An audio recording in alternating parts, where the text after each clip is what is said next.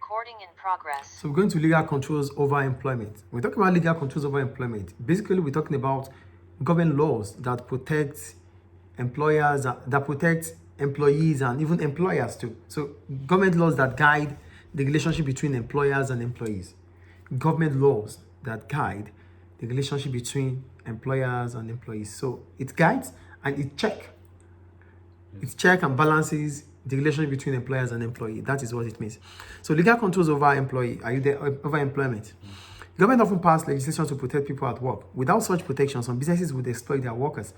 They might pay low wages, make them work long hours, deny them employment rights, expose them to danger, discriminate against certain groups, or dismiss them unfairly. This chapter looks at the legal protection against different types of discrimination in the workplace and the impact that such legislation might have on businesses. So government comes up with this law. Government passed these laws so that employees will not be exploited. Employees will not be kicked out unfairly or sacked unfairly. Employees will be protected in terms of health and safety. Health and safety of employees will be paramount to employers, and they won't be denied the rights, their rights in terms of employment rights. So that's why government comes up with these employment legislation or laws so that employees will be protected. So what are those type of laws we're talking about?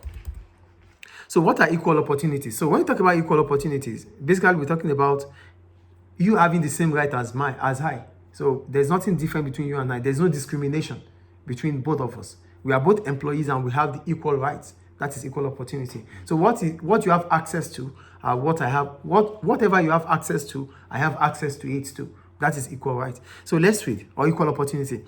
Businesses have to make a choice when recruiting staff or selecting employees for promoting or training. Choosing one person rather than another based on characteristics is known as discrimination.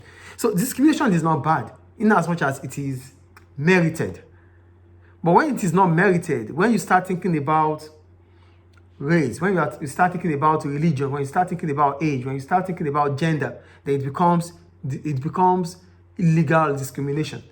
So you have to discriminate. When you have to choose one over another, you have to discriminate. But that is positive. It is negative when you start choosing someone based on gender, based on religion.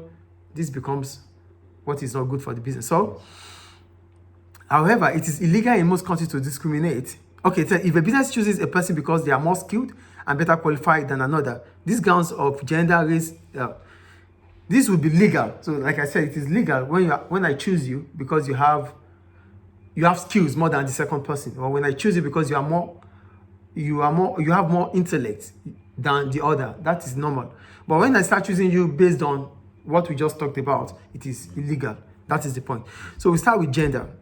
Gender discrimination. So we're talking about when you choose an individual based on either is a male or female. So you prefer to choose a male than a female. That is discrimination, which is illegal. Gender discrimination, it is illegal. Do you understand gender discrimination there? So in many countries, laws have been passed to help deal with the problem of gender discrimination. They said in UK, so look at here. How can we call it gender discrimination? Advertisement for jobs must not specify a particular gender. So a business is not allowed to target job adverts to either a man or a woman. Both genders must have equal opportunity in appointment. So if you are making an advertisement and you use, female are wanted or male are wanted, then it is gender discrimination. Clear? You must not make references to work titles in job adverts.